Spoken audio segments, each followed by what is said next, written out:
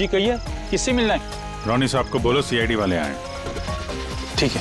सोमवार की रात को विवेक का खून हो गया और हमें तुम पे शक है। क्या बकवास कर रहे हैं आप? भला मैं विवेक का खून क्यों करने लगा? अब इस क्यों का जवाब तो तुम्हें ही देना पड़ेगा।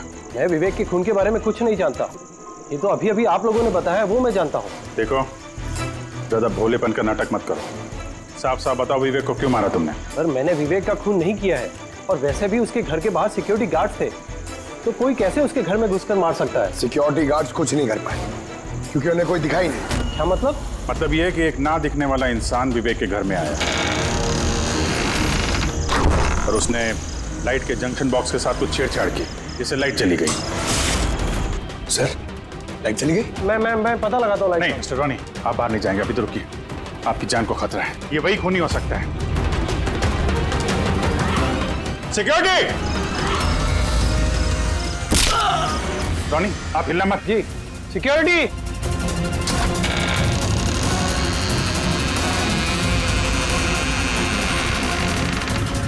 कौन है उधर? चल, चल, हैं? यहाँ पे? कौन है? कोई था यहाँ पे? कौन है? हैं? कोई दिखा? नहीं। रोनी, हिलना मत। सिक्योरिटी, लाइट ऑन करो। मैं भाग जाता हूँ। देखो। Oh no, Pankaj!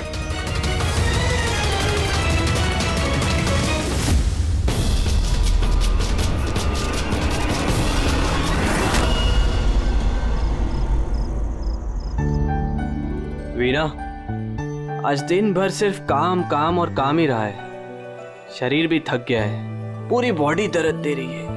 विवेक, 24 घंटे सोचोगे तो बॉडी तो पेन होगा ना। अब इतना बड़ा बिजनेस करना है तो सोचना तो पड़ेगा ही ना।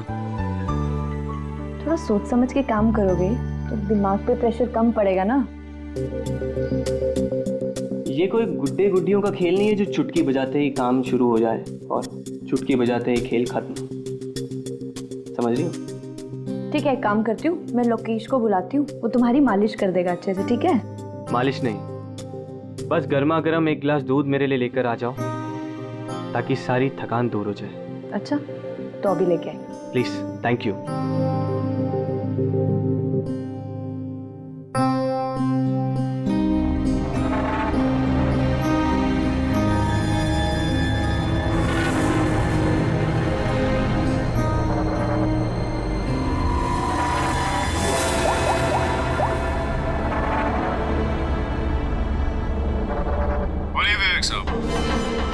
सब ठीक ठाक है? हाँ साहब, सब ठीक है, एकदम ट्रैक पे है। काम हो जाएगा ना? आपको जुबान दिया साहब, काम हो जाएगा। जो भी तुम्हें सही लगे वो सब करो, तुम्हें पूरी छूट है, मगर उसको फिक्स कर दो। आप चिंता मत करो साहब, वो तैयार हो जाएगा। उसको तैयार करना मेरे बाएं हाथ का काम है। गुड।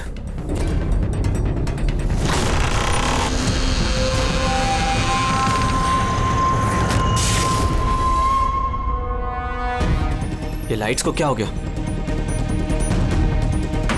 वीना, वीना तुम हो? वीना, तुम बोलती क्यों नहीं? ये लाइट्स कैसे चली गई? लोकेश, वीना, कौन है? कौन है यहाँ पे? वीना, मजाक मत करो। देखो, देखो, मैं अंधेरे से नहीं डरता। विवेक साहब! विवेक साहब! विवेक साहब! लोकेश! वीना! लोकेश, जल्दी आओ, कोई है कमरे में। विवेक साहब! विवेक साहब, दरवाजा खोलिए! विवेक साहब! क्या हुआ साहब?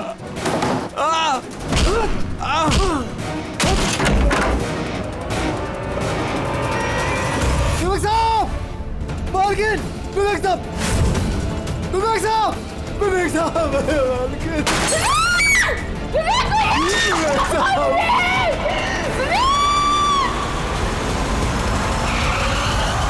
कई बार चाकू से वार किया है। ये देखिए, कटने का और चाकू घोंपने का निशान है। लगता है कि ये घाव चाकू के नहीं है। ऐसा क्यों लगता है सर आपको? ये देखो, ये जो घाव के पैटर्न देख रहे हो, एकदम बराबर बराबर है, एक ही साइज के, और ये ज्यादा गहरे नहीं है। अगर चाकू का घाव होता तो बड़ा होता, गहरा होता और ऐसे पैटर्न में नहीं बनता। मतलब सर चाकू जैसा ये कोई छोटा हथियार है और उसे बार बार मार के खून किया। लगता तो ऐसा ही है यार। आप कहाँ थे आप जब ये खून हुआ? साहब मैं नीचे अपने कमरे में था। जब विवेक साहब की चीखने की आवाज सुनी तो मैं दौड़ के ऊपर आया। साहब मैंने दरवाजा खोलने की बहुत कोशिश की लेकिन दरवाजा अंदर से बंद था। विवेक साहब अंदर से जोर जोर से चिल्ला रहे थे, इसलिए मैं दरवाजा तोड़ के अंदर गया और मैंने देखा कि जब दौड़ के अंदर आए तो आपने खूनी को नहीं देखा यहाँ पे? यही तो अजीब है साहब, खूनी दिखा ही नहीं। दरवाजा बंद था अंदर से? हाँ साहब।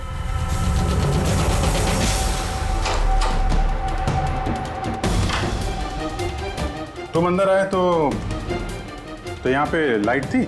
साहब उस वक्त लाइट नहीं थी। जब मैं दरवाजा खोल के अंदर आया तो लाइट आ गई।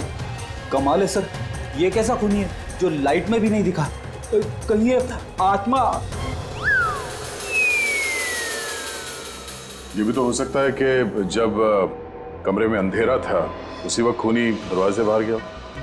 साहब ऐसा बिल्कुल नहीं हो सकता। साहब अगर खूनी दरवाजे से अंधेरे में भी गया होता तो मुझे जरूर दिखा होता। मेरी आंखें बिल्कुल ठीक है साहब। कमरे से बाहर जाने का और कोई रास्ता तो दिख नहीं रहा है।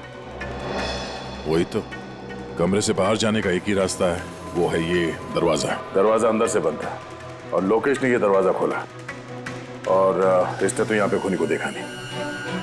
कमाल है।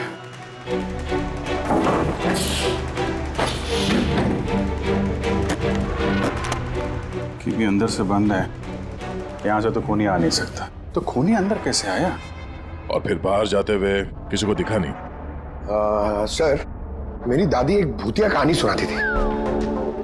पंकज, एक तो ये कहानी नहीं है, हकीकत है, और ये भूतिया नहीं है। सर ये हकीकत है लेकिन भूतिया ही लगता है ना। कोई यहाँ पर आता है, बिना हथियार के खून करता है और चले जाता है। कहाँ से? जाने का तो यही एक रास्ता है, ये दरवाजा। लेकिन सर बीना तो सीढ़ियों से ऊपर आ रही थी और अगर खूनी यहाँ से जाता तो उसे दिखता जरूर। कमाल है यार, ये लाइट का आना जाना, इसका कुछ ना कुछ कनेक्शन है इस केस के साथ। लाइट का जंक्शन बॉक्स कहाँ पे है?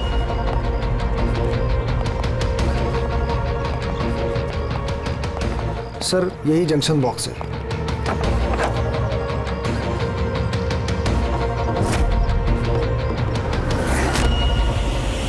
इधर आओ जरा। कल तुम ही ड्यूटी पे थे? मैं तो गेट पे था साहब। तुम्हारे गेट पे रहते कोई घर में घुस के खून कर गया, तुम्हें पता नहीं चला? देखिए साहब, मैं अपनी ड्यूटी पे अलर्ट रहता हूँ, ना कोई अंदर आया है ना कोई बाहर गया है। अलर्ट? तो क्या खूनी हवा में आया, हवा में गायब हो गया है? ये लाइट स्विच ऑफ किसने की थी यहाँ से? पता नहीं साहब, अचानक ऑफ हो गई। मैंने सोचा फ्यूज उड़ गया हो। या कोई स्पार्क वार्क हुआ था जंक्शन बॉक्स में? नहीं साहब, स्पार्क नहीं हुआ था, लाइट चली गई और जैसे लाइट चली गई मैं जंक्शन बॉक्स की तरफ दौड़ा। देखा बाकी सबके घर में लाइट है, हमारी क्यों नहीं? और देखा साहब जंक्शन बॉक्स खुला था, जंक्शन बॉक्स का स्विच भी बंद था और मैंने ऑन किया साहब। जैसे ही ऑन किया लाइट आ गई। कोई तो आया था यहाँ पे जिसने लाइट के साथ छेड़छाड़ की है। विवेक की बीवी वीना, उससे भी पूछ लेते हैं।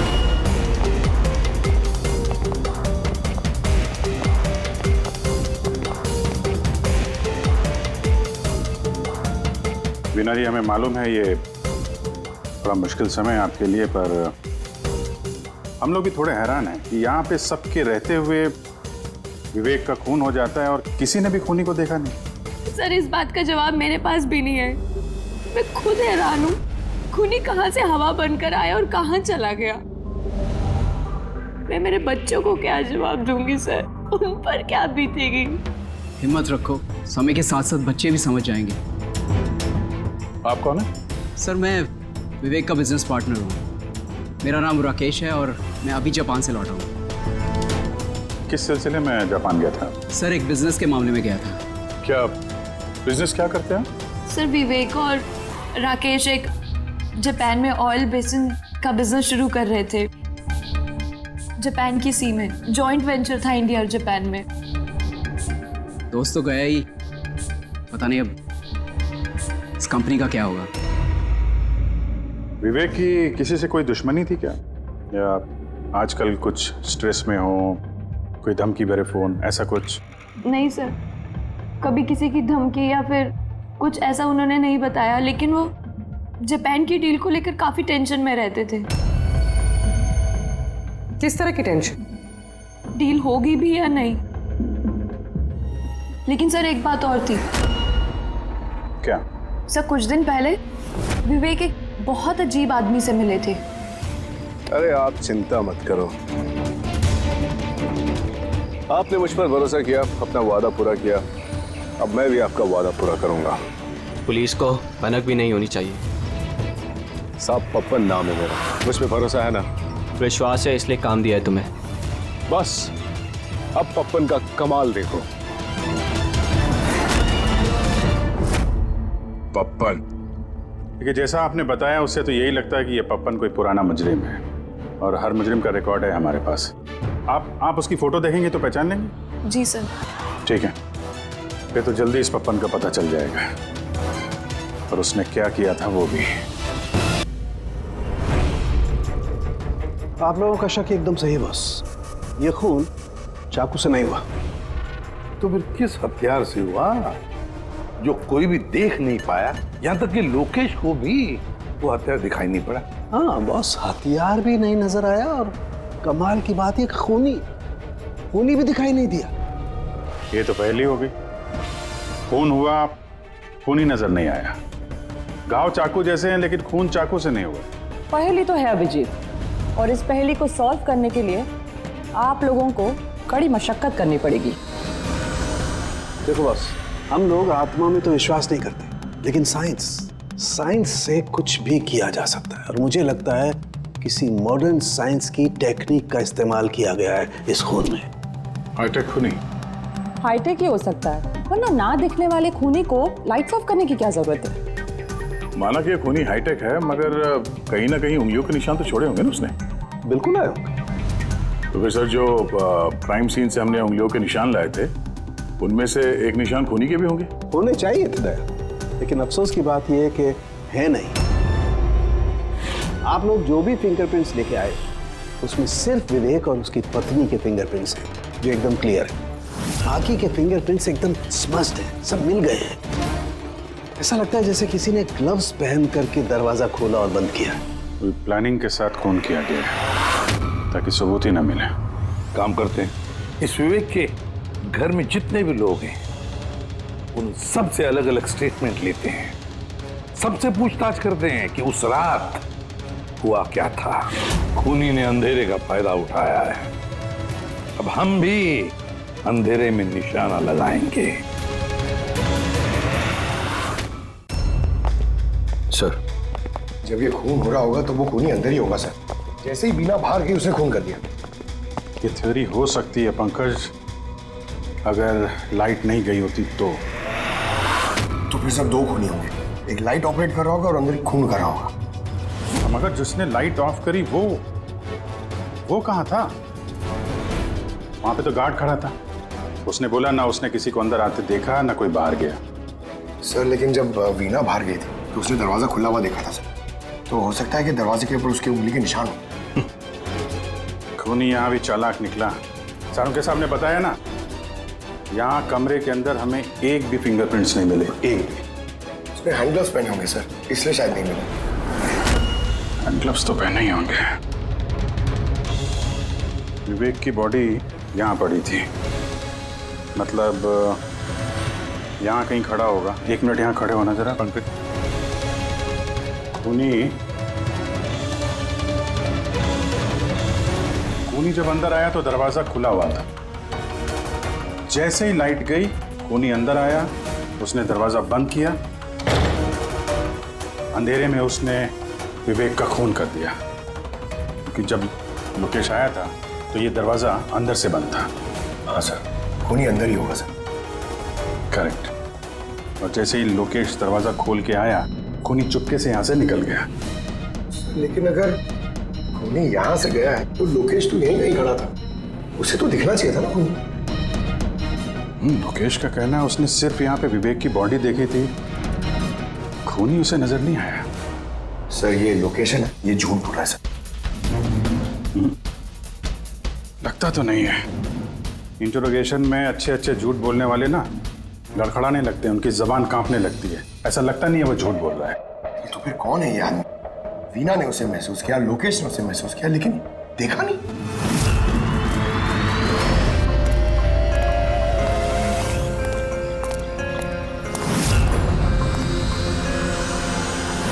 सर, यहां से पास हो गया। सब्जी ले लो भाई, सब्जी ले लो, सब्जी ले लो। सर, पप्पन यहाँ से निकल गया। ले भैया, तेरा ठेला संभाल ले। उसको उधर ही रोक के रख, चाहे वो रोए या हंसे, तुम उसकी चिंता मत कर। जब तक वो हमारे पास है, बाजी हमारे हाथ में है। तुम लोग मेरा इंतजार करो, और कुछ भी गड़बड़ हुआ ना, तुम में से किसी को नहीं छोड़ूंगा मैं। ये चिड़ी का गुलाम तुम्हारी तरफ गया था, देखना जरा।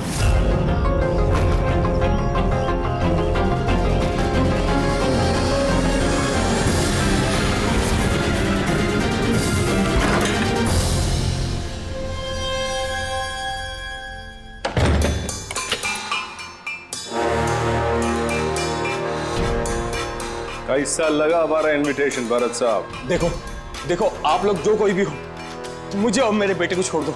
मैं आप लोगों से रहम की भीख मांगता हूँ, रहम।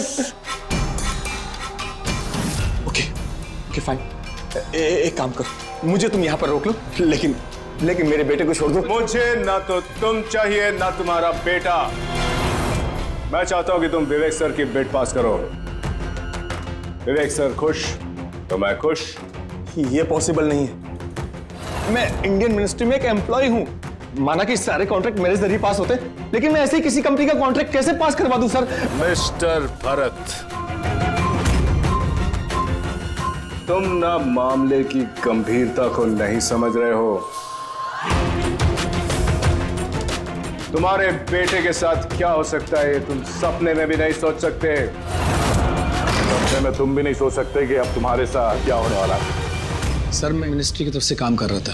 जितनी भी सील्ड बिड इंडियन फर्म्स की तरफ से होती हैं, उसका इंचार्ज था मैं। चीनी और जापानी कंपनियों के पास अपने देश में नीलामी का कार्यालय था, लेकिन सभी भारतीय बोलियां उनके पास आई।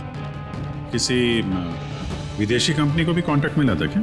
नहीं सर, इसके बारे में सभी की कॉमन राय थी, क्योंकि भारतीयों के पास चीप लेबर और रॉ मटेरियल इजीली अवेलेबल था, इसलिए दूसरी विदेशी कंपनियों को कॉन्ट्रैक्ट मिलना मुश्किल था सर। सर, इस नीलामी का चक्कर तो समझ में आ गया। इस विवेक ने नीलामी को अपने फेवर में करने के लिए इनके बेटे को किडनैप किया, मगर विवेक को किसने मारा होगा और क्यों? ये काम तो जरूर किसी इंडियन कंपनी का ही है, जो विवेक का कॉम्पिटिटर था। इसी चक्कर में हुआ ये सब। वो लिस्ट लाए ना आप, जो विवेक के अलावा इंडियन बिडर्स थे? ये सर, जैसा आपने कहा था, आपके अकॉर्डिंग ये मैंने लिस्ट तैयार की। Thank you. कार्तिक, विवेक, इन दोनों के अलावा राकेश, प्रमेश, शिवानी, रोनी और नवीन। अच्छा भरत जी, इनमें से आपको कौन लगता है जो विवेक के खिलाफ बोली लगाने वाला सबसे ज्यादा? सर, यानी ऐसा कोई आदमी जो विवेक के ये बिड जीतने से दुखी हो या फिर उसे कोई नुकसान हो? सर, ऐसे तो दो लोग हो सकते हैं, रोनी और नवीन। रोनी और नवीन, तो फिर मिल लो। इस रोनी और नवीन से पूछताछ करो, उनसे पता तो चले है कौन ऐसा जो बिना दिखे भी खून कर सकता है।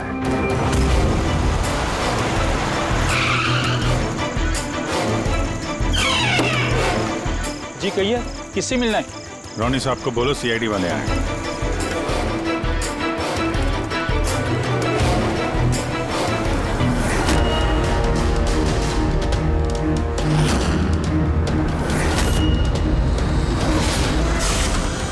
सर, लाइट चली गई? मैं पता लगाता हूँ लाइट। नहीं मिस्टर रोनी, आप बाहर नहीं जाएंगे, अभी तो रुकिए। आपकी जान को खतरा है, ये वही खूनी हो सकता है। सिक्योरिटी! रोनी, आप हिलना मत। सिक्योरिटी! सर, यहाँ कोई है। कोई है? सर, यहाँ। कौन है इधर? कौन है? मिस्टर रोनी, आप हिलना मत। सर मैं देखता हूं। देखो पंकज! Oh no, Ronnie! साहब सबको क्या हुआ? एक मिनट। He's no more. बाहर जाते हुए कोई दिखा था क्या? नहीं सर मैं वहाँ जंक्शन पे गया, लाइट ऑन की और देखा कि हमारा दूसरा सिक्योरिटी गेट के पास बेहोश पड़ा हुआ है और मैं अंदर आ गया सर। हेलो सर, हम रॉनी को बचा नहीं पाए। He's dead. ऐसा कैसे हो सकता है अभिजीत? खून तुम्हारे सामने हुआ और तुम कह रहे हो कि तुमने खूनी को देखा तक नहीं? हाँ सर, पहले तो हम सुनी सुनाई बातों पे यकीन कर रहे थे, पर यहाँ तो हम लोग वहाँ मौजूद थे सर, कोई नहीं दिखा। मतलब विवेक के खून की जैसा? हाँ सर। ये किस तरह का खूनी है सर, जो है मगर दिखाई नहीं देता? वही तो। पर इतना पक्का है कि मैंने वहाँ पे कुछ शैडो जैसी देखी थी, कुछ अजीब सी। एक्सप्लेन करना मुश्किल हो रहा है मगर। सारुण के यार, फोटो से कुछ पता चल रहा है तुझे? बॉस लगा हुआ तो हूँ, शायद कुछ हाथ लग जाए, लेकिन एक बात पक्की है, ये खून भी वैसे ही हुआ है जैसे इससे पहले को खून हुआ है। ये देखो बस, ये देखो यहाँ फोटो में ये हल्की सी रोशनी में ये कुछ आकृति दिखाई दे रही है, शैडो जैसी, बिना आकार के। ये क्या है ये समझ में नहीं आ रहा है। सालू के साथ मैं पहले से कह रहा था, ये जरूर कोई आत्मा है। सर वो जो कोई भी था, मैंने उसे महसूस किया था सर। मैंने उसे पकड़ने की कोशिश की लेकिन वो हाथ में ही नहीं आया। देखो यार, ये आत्मा कुछ नहीं होता। बॉस ये क्या है ये अभी तक पता नहीं लगा पाया। ये किस किस्म का हथियार इस्तेमाल किया इस खूनी ने? ये है बॉस, ये हथियार है, इसे शूरिकेन कहते हैं बॉस। शूरिकेन? तो इस तरह का हथियार तो मैंने मार्शल आर्ट्स वाली फिल्मों में देखा है। अरे इसे तो वो निंजाज यूज करते हैं। वो निंजा? सर ये जापानीज हथियार है, निंजाज इस टाइप के हथियार इस्तेमाल करते हैं। जापान निंजा, और ये ऑक्शन भी जापान में होने वाला है सर, तो कहीं इन सबका कनेक्शन जापान से तो नहीं? बिल्कुल है, जापान से कनेक्शन है। इस राकेश से मिलना पड़ेगा।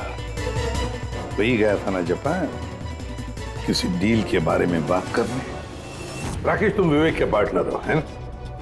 तो तुम तो जरूर जानते होंगे कि विवेक ने बिड हासिल करने के लिए पप्पन नाम के किसी गुंडे को हायर किया था, भरत के बेटे को किडनैप करने के लिए, है ना?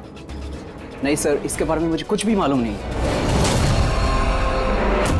अरे ऐसा कैसे हो सकता है? इतनी बड़ी बात और पार्टनर को पता नहीं? सर वो मुझसे काफ़ी बातें छुपाता था, इसलिए बिजनेस में भी लॉस हो रहा था। वो इतना बेताब रहता था कि लॉस कवर करने के लिए वो क्या क्या करता था और कहाँ कहाँ जाता था मुझे बिल्कुल मालूम नहीं है। अच्छा, वैसे आप जापान गए थे ना विवेक के खून से पहले? हाँ गया था। क्या करने गए थे आप? ऑलरेडी प्रोजेक्ट का मामला था, इसके लिए मैं जापान गया था, मगर विवेक यहीं से सारे ऑपरेशन हैंडल कर रहा था। ऑयल का प्रोजेक्ट? क्या क्या प्रोजेक्ट था, जरा डिटेल में बताओ तो सही। जापान में एक द्वीप है जिसे ऐतिहासिक और पवित्र माना जाता है। वहाँ के लोग ऑलरेडी प्रोजेक्ट को लगाने के लिए मना कर रहे थे। पवित्र समंती द्वीप? क्या पवित्र है उस आइलैंड में?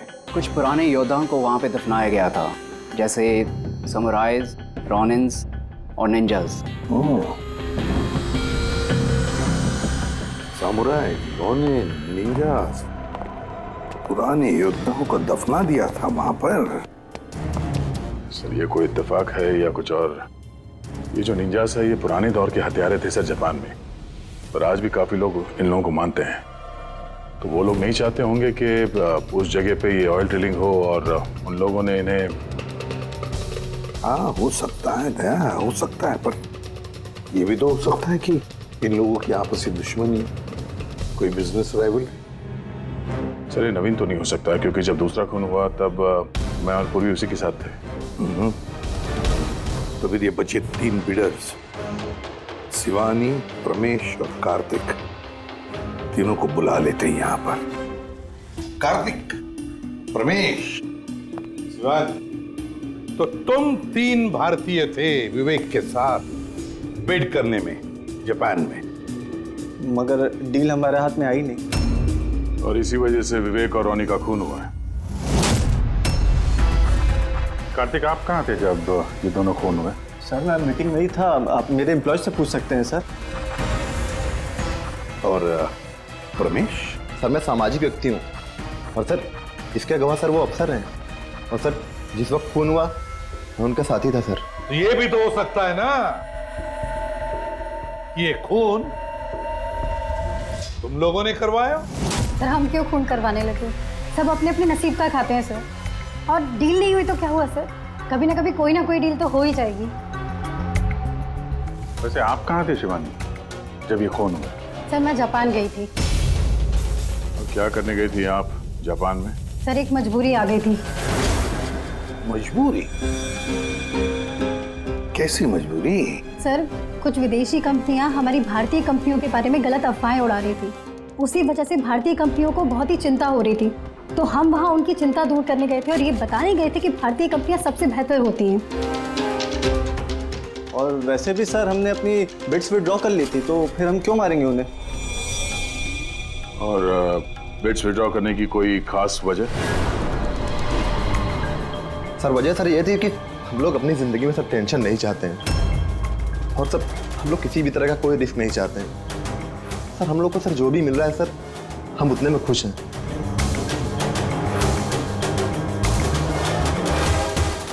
सर अब तो ये नवीन ही बचा, इसने तो बिड भी वापस नहीं लिया।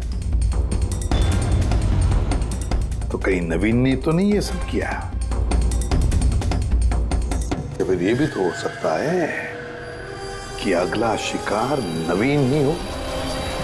नवीन, तुमने बिड क्यों नहीं कैंसिल की जब सारे लोग पीछे हट गए थे? ऐसे कैसे मैं पीछे हट जाता? इस कॉन्ट्रैक्ट को पाने के लिए मैंने कितने महीनों मेहनत की है पता है तुम्हें?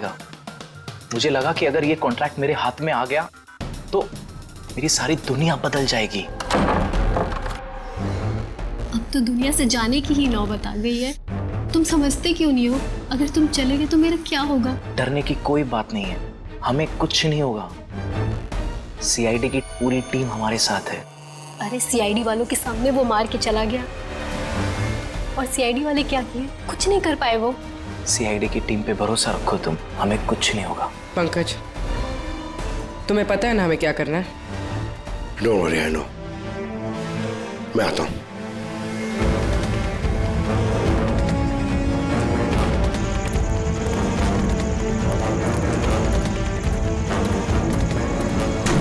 ये है वो जंक्शन बॉक्स जिसकी वजह से सारा पंगा हो रहा है। मैं देखता हूं ये कौन है। ये जगह सही है।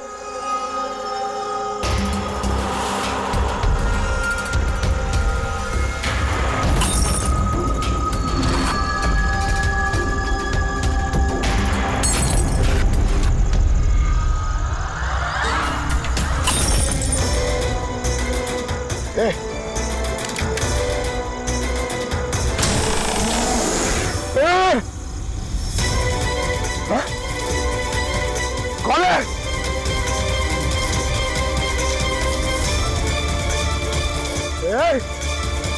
मारा।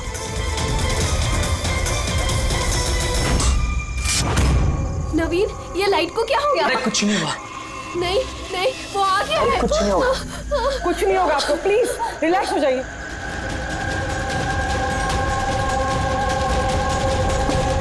रिलैक्स हो जाइए। नवीन, सामने आओ, वो तुम्हें मार डालेगा। अरे नहीं। कौन है यहाँ पे?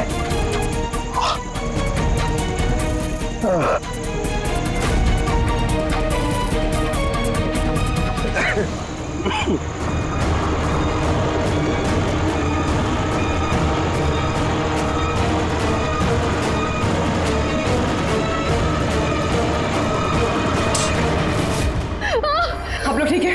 हाँ?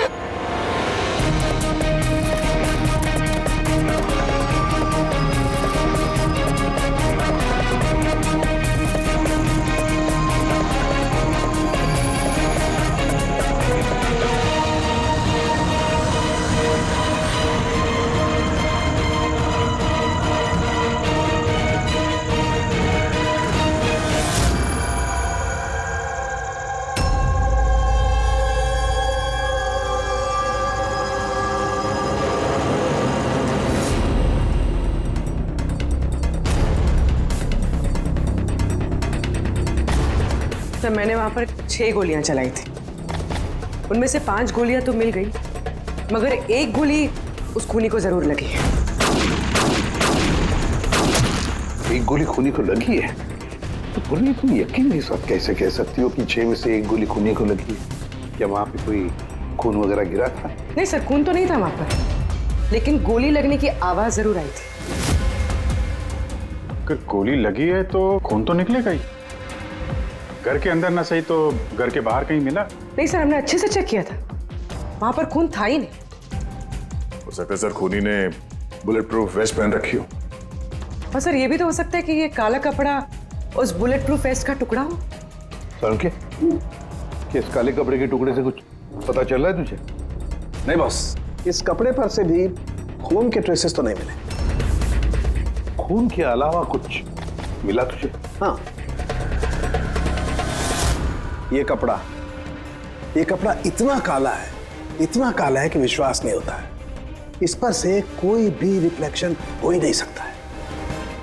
रिफ्लेक्शन नहीं हो सकता? मतलब ये फ्रेडी कि जब आप किसी भी चीज पर लाइट डालते हैं तो वो लाइट थोड़ी सी रिफ्लेक्ट होके आपकी आंखों में आती है। इसी से पता चलता है कि वो क्या चीज है, उसका कलर क्या है, ये सब कुछ। लेकिन इस कपड़े पर अगर आप लाइट डालेंगे तो रिफ्लेक्ट होगी ही नहीं। इस कपड़े पे लाइट मारेंगे तो ये कपड़ा दिखेगा नहीं ना। मैं दिखाता हूं, ये देखो, ये यहां पर ये लाइट है। अब हम इसे ट्रैवल करते हैं इस कपड़े पर और ये देखो लाइट गायब। माय गॉड, मतलब इस कपड़े ने सारी की सारी लाइट एब्जॉर्ब कर ली। और ये देखो, कपड़े से बाहर आए तो फिर से लाइट दिखाई देना शुरू हो गई। अजीब कपड़ा है, पूरी लाइट एब्जॉर्ब कर लेता है। पता ही नहीं चल रहा था कपड़ा है कि नहीं। के नवीन की जान को खतरा है, जो भी है जल्दी बता दे। बॉस, मैं जानता हूं कि ये क्या है और खून कैसे हुआ है।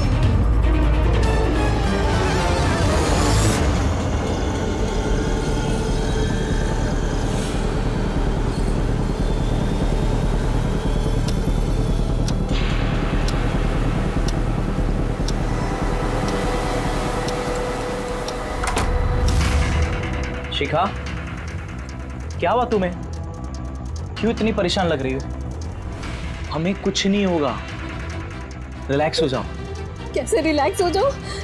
तुम्हें कुछ हो गया तो? अरे शिखा, मैंने बोला हमें कुछ नहीं होगा। नवीन, ये लाइट कैसे चली गई? अरे नवीन, वो आ गया है। कोई नहीं आ रहा। वो तुम्हें मार डालेगा।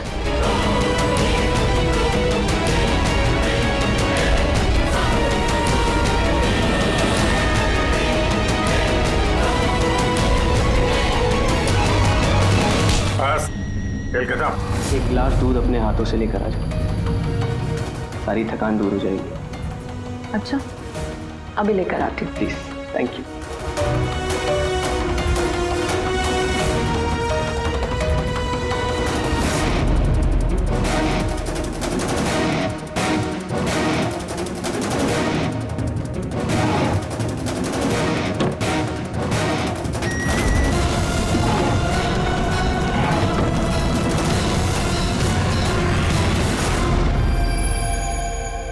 मैंने सोचा नहीं था कि कोई मुझे भी पकड़ सकेगा।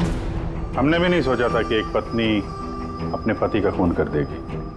अपराधी चाहे जितना दिमाग लगाकर अपराध को अंजाम दे, कहीं ना कहीं उससे कोई ना कोई गलती हो ही जाती है। मैंने तो कोई गलती नहीं करी, फिर भी आप लोगों ने मुझे पकड़ लिया। नहीं, गलती हुई तुमसे। ये कपड़ा पहन के तुमने बहुत अकलमंदी दिखाई थी, लेकिन इस कपड़े का टुकड़ा हमें खिड़की में से मिल गया और खिड़की पे फंसा हुआ वो कपड़ा हमारे लिए सबूत बन गया और उसी कपड़े की वजह से तुम हमारे पकड़ में आ गई। ये कैसा कपड़ा है सर? मैंने इसके बारे में पहले सिर्फ सुना था बॉस। मुझे पता नहीं था कि इसका इस्तेमाल किया जा सकता है, वो भी इस तरीके से। इसे जिस जिस व्यक्ति ने बनाया उसने अपने हिसाब से इसको नाम दिया, लेकिन एक बात पक्की है, ये दुनिया की सबसे ज्यादा काली चीज है।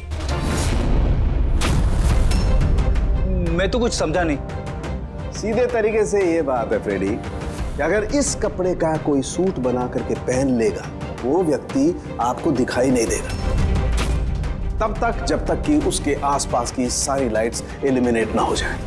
वो दिखाई नहीं देगा। अगर दिखाई देगा तो सिर्फ एक आकृति दिखाई देगी, एक छाया, वो भी बिना किसी रूप के।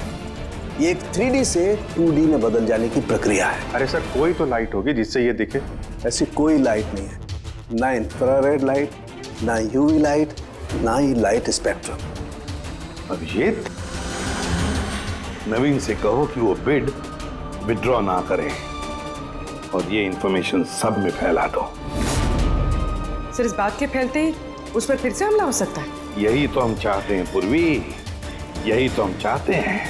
ये ब्लैक फैब्रिक लाइट को एब्जॉर्ब कर लेता है, लेकिन हीट को एब्जॉर्ब नहीं करता। हीट को तो रिफ्लेक्ट करेगा ही। हम खूनी को पकड़ेंगे थर्मल विजन से।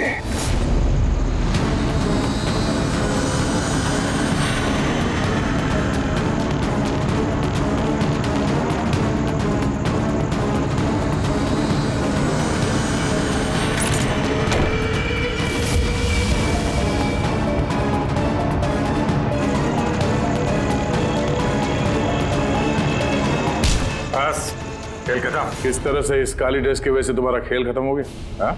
अब जल्दी से बताओ, अपने पति का खून क्यों किया तुमने? नफरत थी मुझे उससे। उसकी बीवी कहलाते हुए भी मुझे शर्म आती थी। क्यों? ऐसा क्या करता था वो कि तुम्हें इतनी नफरत थी? ये जो बिजनेस था मेरे पापा ने उसे दिया था। इतना बड़ा एम्पायर खड़ा करके दिया उसे, और वो उसे मिट्टी में मिलाने की कोशिश कर रहा था। गुंडों के बदौलत कॉन्ट्रैक्ट लेता था। तुम्हारा मतलब है कि वो खुद अपना बिजनेस खराब कर रहा था? कर नहीं रहा था, कर दिया था। मेरी फैमिली बैंक करप्सी की गिनती में थी। बिजनेस खराब चल रहा था तो उसे बातचीत कर दी, उसे समझा दी, उसे जान से मार दिया। मैंने उसे बहुत समझाने की कोशिश की थी, पर वो नहीं समझा और मजबूरन मुझे ये कदम उठाना पड़ा। मुझे मेरे बच्चों के बारे में सोचना था, उन्हें तो मैं भूखा नहीं मार सकती। तो इसलिए सारा बिजनेस तुमने अपने हाथ में ले लिया? हाँ, मैंने जापान की एक कंपनी को अप्रोच किया था छिपकर। छोटे छोटे कॉन्ट्रैक्ट और पैसों के बदले मैंने तय किया कि भारतीय कंपनी कॉन्ट्रैक्ट पर कोई बोली ना लगा सके, और इसीलिए मैंने सभी बोली लगाने वालों को मारने का प्लान किया। और उन्हें मारने के लिए ऐसे हथियार का इस्तेमाल किया जो निंजास इस्तेमाल करते हैं? हाँ? हाँ। क्या मिला ये सब करके? जेल। जिन बच्चों के लिए तुमने गुनाह का रास्ता अपनाया, अब वो बेचारे अनाथ हो जाएंगे।